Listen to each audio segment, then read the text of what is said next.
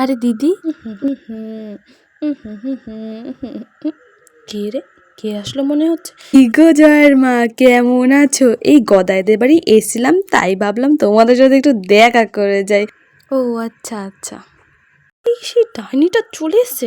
প্রত্যেক দিন খেয়ে কাজ পায় না, শুধু চলে আসে সন্ধ্যাবেলায় চা গিলতে। ভিতরে আসতে বলবে না? না না দিদি, বসো না, এসে বসো। এই তো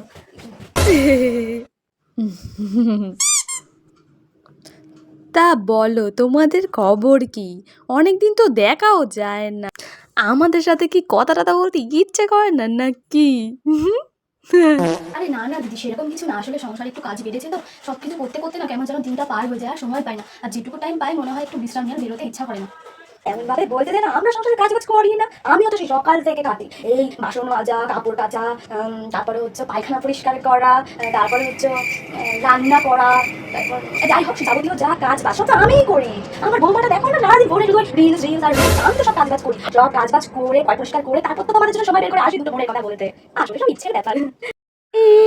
তা তো বার করতেই হবে কাকিমার, না হলে যে সবার হাড়ির খবর জানা হবে না তোমার। তোমার তো আবার সবার হাড়ির খবর না জানলে পেটের ভাতই হজম হয় না।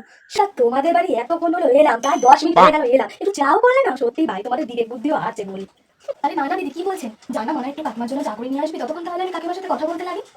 শালা শুয়োরের নাতি প্রত্যেক দিন কোনো না কোনো বাহানা মেরে ঠিক চলে আসবেই। ধুর, ভালো লাগে না। না ওই সন্ধ্যাবেলা একটু চা না হলে গল্পটা জমে না। আর শোন না, বলছি আসার সময় তোদের চিনি দেওয়া বিস্কুটগুলো আছে না, ওইগুলো নিয়ে আসিস তো, আমার খুব ভালো লাগে বিস্কুটগুলো।